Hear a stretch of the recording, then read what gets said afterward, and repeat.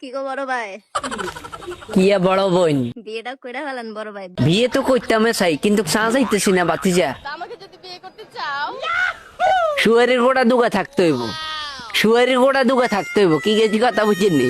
এমন করে চিল্লাই কে বেটা? তোমার 10টা বাড়ি থাকতে হবে। বাবুরে আর তো কেন 10খান বাড়ি নেই, আর সনের ঘর একখান আছে, কেন জড়ি হইলে হানি হড়ে। আফা, মেয়ে এবং ছেলেদের কি জন্য বিয়ে করা প্রয়োজন আনার কাছে সেটা আমি জানতে চাই। এটা হচ্ছে ফার্স্ট অফ অল ইসলামিক দৃষ্টিকোণ থেকে এটা তো সুন্নত। এখন বিয়া বুঝি সুন্নত কেন? ওই জিল্লু মাল দে। আজ যে জিল্লু হালার থালা মানুষের মাল মেডিসিন দি কেন হুরা নেশা করবা না লাইছে।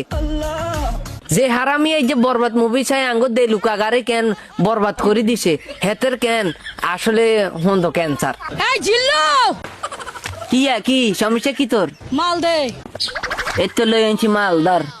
এই জিল্লু কি আরে কি সমস্যা কি ক? হেলিকপ্টার খবর দে। না রে ভাই, হেলিকপ্টার খবর দিতে হইতেন না, আর কাছে টিয়া টুয়া নাই।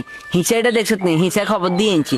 এমন একটা বাড়ি দিম কেন হোগা সব যাঁচ হয়ে যাইব। আমি যাকে বিয়ে করব তার মাসিক ইনকাম 1 কোটি টাকা হওয়া উচিত। কতন উড়িয়েছে আবার স্ক্রাব ডেট আবার মাল, এটা ঘটনা কিটা? কারণ আমার রূপ যৌবন আছে, তো এজন্য সে আমাকে বিয়ে করবে। তোর রূপ জৈবনের মধ্যে আমি মনে কর হিসাব করে দিতাম, কিনলে জানোস নেই তোরা আসলে আবাসিক হোটেলে 300 টাকা করে বলা, তোরা যাস না।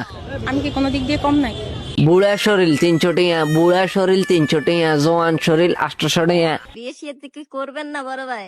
না কোনো বিয়া করতেন না, চিরকুমারী ঠিক কম। বিয়ের বয়স তো পার হয়ে যেতেছে। ও আমিও তো দেখতেছি আর বিয়ের বয়স পার হয়ে যেতেছে কিন্তু সাজাইতেছি না।